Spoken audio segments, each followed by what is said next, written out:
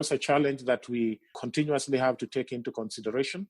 We are trying to see if we can work with IOM because they are doing this transhumans tracking, where they can predict, when the pastoralists or the herders will likely move from one area to another. It seems that building trust and getting buy-in from both sides of the peace building that you're working on, it's really important. And particularly with sort of creating the intervention design or even understanding who are the leaders and what are the government resources that they would like to be linked to and mitigation techniques, it seems like there's a lot that requires centering the community's voice and centering their experience as well as co-creating the intervention. Was wondering if you could provide one example to how coming to a better understanding of the needs of the community has allowed for the space to co-create the intervention.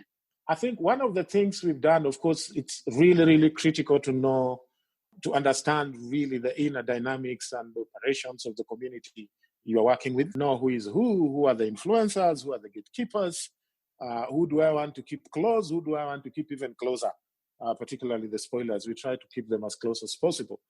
And I think we do all that. So continuously, we have a very important component in our programming, and that is conflict and stakeholder analysis or mapping, where before we start programming, we try to map as exhaustively as possible who are the key actors in each community, who has the ability to move people away from, but also to violence. And once we know who these individuals are, then we develop strategies on how to reach out to them. So they are part and parcel of the program. Conflict analysis enables us to understand the dynamics of the conflict, factors and how they are changing at any one given time. As you know, conflicts can evolve very fast. It can start with something about, your animals, ate my corn, and then it moves very, very fast to a very different thing. If you ask why people fighting, it would have changed, it would have acquired a very different image. So continuously we do conflict analysis, but we are also conducting interviews, what we call daily context analysis, where we send questions to communities and they are able to respond, and we are able to see real time in a dashboard how people perceive the state of peace or conflicts in their particular community, and be able to then come up with an appropriate response towards that.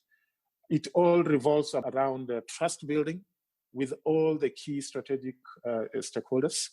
That includes government, it includes security officers, politicians, youths, women, who are very, very important component of this program. And, bringing all of them together, or, what I think Rebecca normally says, creating a dense network of individuals who can be able to, create an alert when there is a tension emerging, but also respond with the necessary capacity to respond to that particular incident. We will be right back. Hey, Root of Conflict listeners. This is David Raban from UC3P, the main page. Obviously, if you're listening to this, you like Root of Conflict. We think there might be a good chance you'll like the main page too. Every Friday, podcasters from across UC3P do interviews and miniseries on a wide range of topics related to policy, politics, and current affairs. Check out UC3P, the main page, wherever you find podcasts. And now, back to Root of Conflict.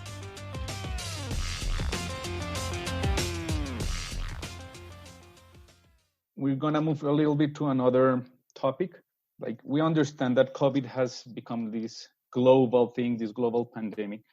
But when you start thinking about rural communities that are not so related to this inter-exchange, to this global inter-exchange, we were wondering if COVID is really that important in these situations. Like, for example, I'm from Colombia, and understanding comparing to the Colombian situation, in many rural regions, you have issues with malaria, with dengue. COVID is just like another one. It's not the one. So if you could talk a little bit more about this, how are they living this there? just as you said in Colombia, it's almost the same here. That, people think that, yes, the government is telling us there is COVID-19 there, but the systems that the government has put in place to respond to the pandemic are in many ways in direct, conflict with the people's normal daily ways of life. And it's even worse in these communities where if you are in urban or peri-urban areas, they depend on wage employment. And so to tell them to restrict movements, social distancing, to tell people that you have to continuously wash your hand in communities that are suffering serious water scarcity, it just doesn't make sense. And then bring that together with the whole trust issue. These are communities in conflict. There are standing conflicts here. There are serious challenges with the trust, because of flaws in governance. Communities don't trust the government much, what the government says. And of course, then we also have the other component, the elephant in the room in Nigeria, and that's Boko Haram, with its propaganda about whether this is something that is affecting the West, the enemy, or that is being brought by the enemy, and we should resist, or this is just another strategy to put us down. So, it has come with a lot of misinformation. Unfortunately, the government's approach has not really responded to some of these challenges, because I see daily briefings of the state of COVID-19, and they're just called statistics. Now this number of people are infected in the last 24 hours. There are now so many 10,000 people infected. This number is dead. This number, are discharged today. But they do not really explain in, a random guy in the street language what all this means. So in a way, people have just ignored these guidelines, and they're going on with their life. However, in response, the government has the government has instructed security apparatus to take very stern action against people who are not following those guidelines. You have the military has been deployed. And with that, we have had an escalation of conflict between particularly youth and the police. And because a lot of security have now been deployed to either enforce the curfew or enforce travel restrictions, individuals have taken advantage of standing conflicts, especially between the farmers and herders, to commit things that we'll say are purely criminal, either cattle rustling, stealing from farmers or from herders. And this has seen a spike in violence between farmers and herders since the COVID-19 started, with not much response from the government. Again, interestingly, even government officials are uncomfortable to move around because of COVID-19. And so the response is not as robust as you'd think it. And then the other thing is that even those people that we had trained in conflict mediation are unable actually to move in and deal with some of these conflicts. So we are worried that COVID-19 is likely to wipe out some of the gains that we had achieved. We have tried to really adjust to the situation. We've moved a number of our programs to radio. We have expanded our social media outreach, particularly targeting young people. And we are doing a lot of telephone, remaining in contact with the key strategic community leaders through telephone conversations to ensure that where we can intervene, we are intervening. The restriction in movement, particularly, and social distancing, has created a very new dynamic that I think as a peace-building community, we were not very prepared for. Our work is first and foremost to build relationships. And you don't build relationships through telephone conversations. You build or rebuild relationships through bringing people together, sitting and confronting some of the challenges and the trust issues that they are going through. We are using alternative means, and we are right now in uncharted waters, but I'm sure something good will come out of this.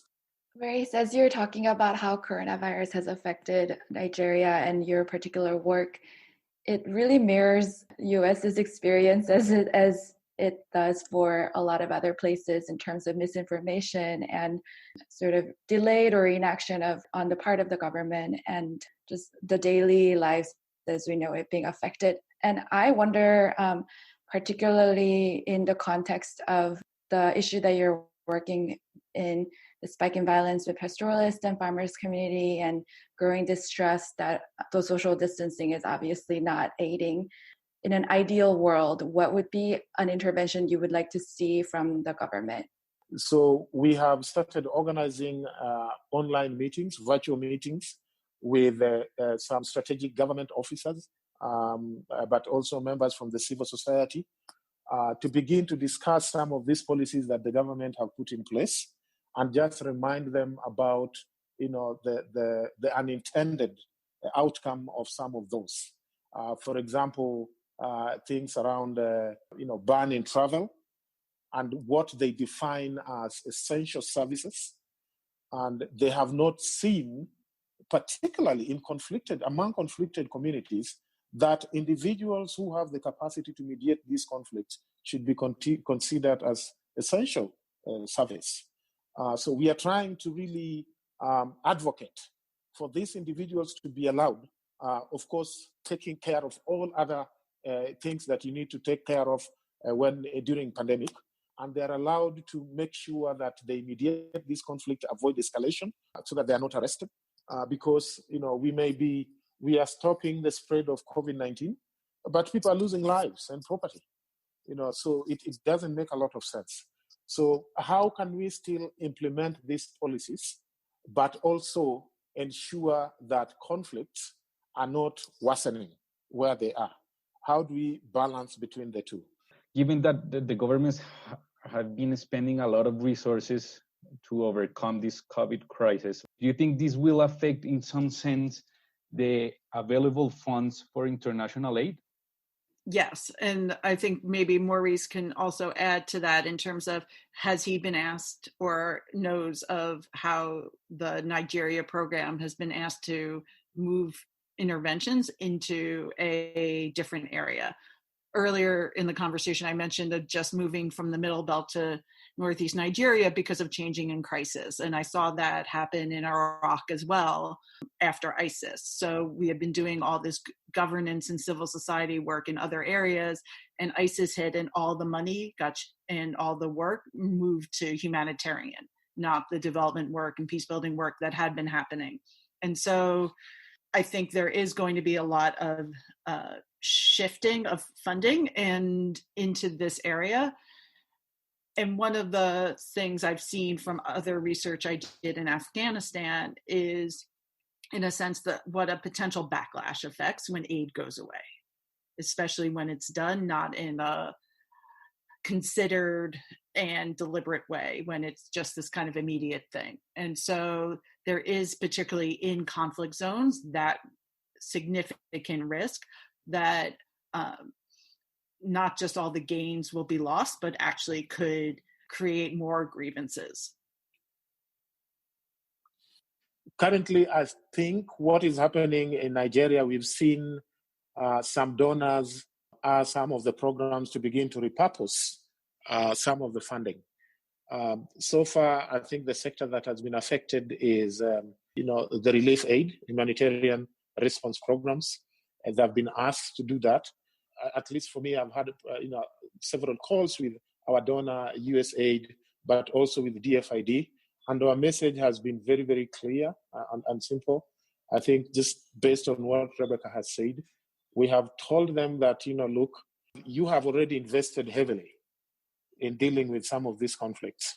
If you look at the UN SDGs, particularly for a country like Nigeria, they're still in the red. They have not achieved that. There has been some progress, but not there quite. In fact, they are still far, actually.